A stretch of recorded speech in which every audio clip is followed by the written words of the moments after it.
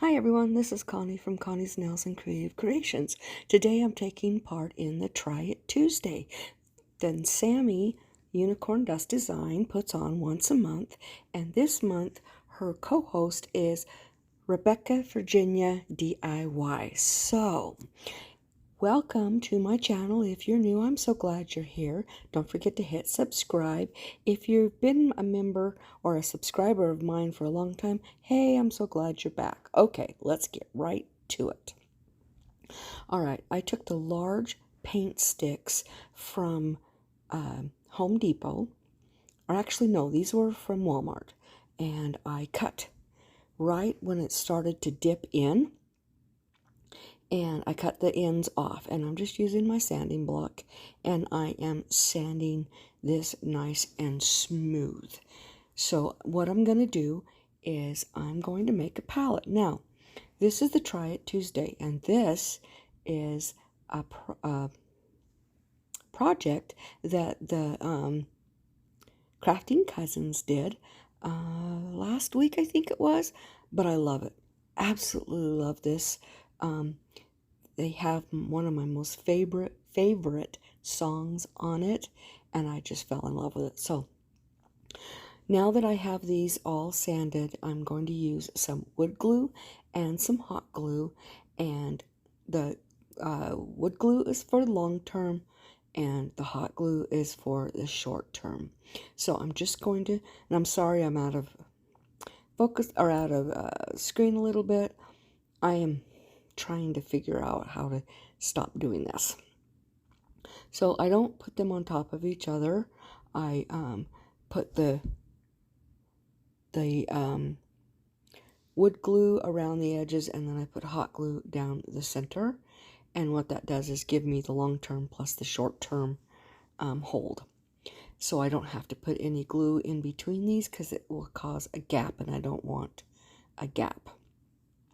So I'm just going to go ahead and get these all glued up. As you can see, I'm putting all three of them on. Now they only put two, but I decided to put three, all three of them on there. So here is the last one going on. And then what I'm going to do is I'm going to flip it over, and I took Elephant Gray from Apple Barrel, and I'm just going to coat this. Now I didn't have to put a second coat. It did just fine with just the one coat gave me plenty. If there was any areas that it didn't give me full coverage, I just went back over it. Okay, I'm just finishing that all up, and then I'm going to grab a chippy brush and my white chalk paint, and I'm just going to, actually, I'll take that back. I'm going to paint the back. I want it completely finished off front and back. And here I am just using the chippy brush. I'm not looking for full coverage, but I don't want it to be really super gray, but I want it to, not the white, to be full coverage. So you'll still be able to see the gray behind the white. When I'm done, I'm going to set this aside, and we'll come back to it in a few minutes. It has to completely dry, and then we'll do the last part. But now I grabbed a 2x6 out of my garage, and I cut the top on a 45-degree angle both ways, so it becomes a peak.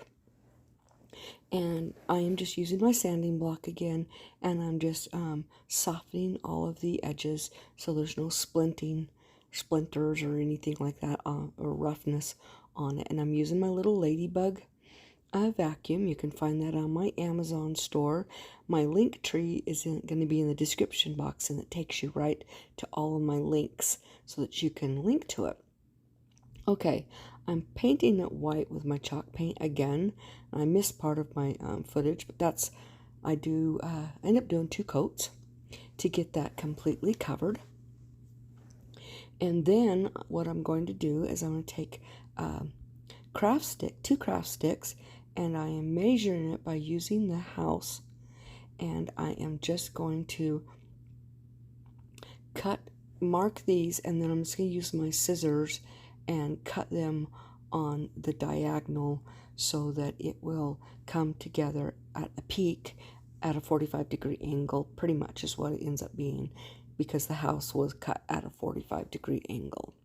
I'm now using Waverly's Antique wax, and I'm just putting it all over these sticks, and then I'm just using a paper towel and wiping them back off to give it a nice antiqued look. And so I'm putting that first one, and then I realized the second one is a little too long, so I am trimming it down, and then I have to use the antique wax on the edge so that it's not, doesn't look funny. So I go ahead and I put that on there, and then I'm going to grab this red and white fabric that I had, and I'm just going to cut a strip that will go around this house. So I'm just going to take my scissors and cut it so that I have that strip, and I'm not worried if it's not straight or if it's not hemmed or anything, because that's what I don't want. Now I missed the footage where I glued it on there, and now I'm taking my my square from the Dollar Tree, and I'm trying to figure out where I need this line at. So I get it in position, and I just make a black line with my pencil, and then I'm going to go ahead and use my pencil and finish making a little watermelon. So I'm just going to get that all drawn out so that then I can paint it. Okay, I am just taking the green, because it's a watermelon. I'm going to go around the edge for a watermelon rind, and then I'm going to use red, and this, then I'm going to color in this little watermelon, and then I'll use black paint and put in the seeds, and then I am going to paint something else. Now this is also an inspiration from another crafter, and in just a moment I'm going to tell you exactly who all three of these came from. I really enjoyed making them all. And now I am drawing a little ant. I absolutely love this. And then I'm going to wrap burlap around the red and white check and make a little bow from it. And then this project will be completely finished.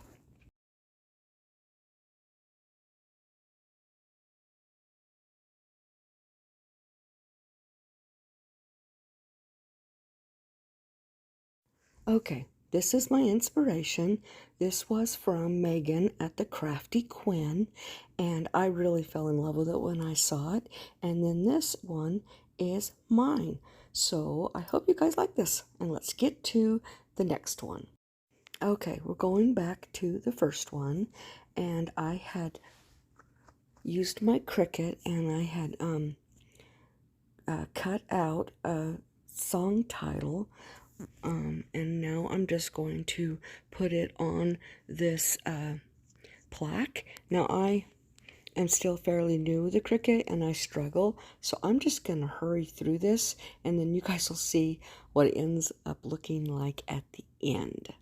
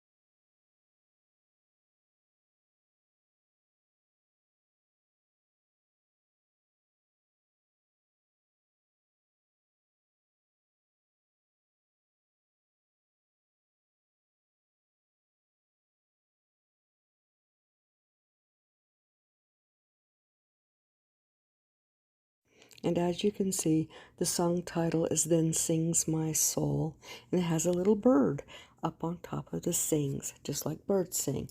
Now I'm taking some Mod Podge and I'm going over the whole thing, and I did go over the whole little house as well to secure it, to make it where the fabric wasn't going to go anywhere. Fabric sometimes loosens and sags, so by putting that on there, it's going to keep it just the way I wanted it. So I'm going to show you my inspiration that the Crafting Cousins did, and then I'll show mine. Okay, this is the Crafting Cousins, and this was what I was inspired to do. And then this is my rendition of it. I hope you guys really liked it. You'll have to let me know how I did in the comments. Okay, let's get to the next project. Now this is a little bit different. I just made a garland with watermelon slices, and it is just cardstock, and I'm just cutting out the pieces, putting the rind on, using 2 different green markers, coloring those in, and then I'm just going to glue them to some jute and call it done. So I hope you guys liked all 3 of these. I'll show you in a second what my inspiration was and who the crafter was that I was inspired by. Now all of their links will be in my description box, as well as all the playlist and all that other information. Also, don't forget to subscribe, hit the notification bell, give me a big thumbs up, helps my channel immensely.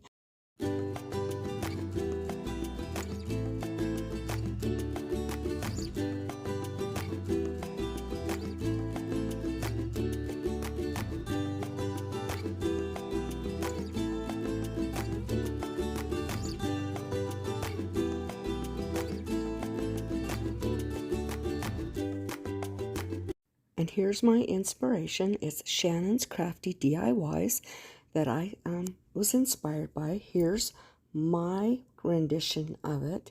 And here's just all 3 of these together. So I hope you guys like it. Thank you for coming by and watching. And please be the Bible that somebody reads today. And you guys all have a very, very blessed weekend. Bye-bye.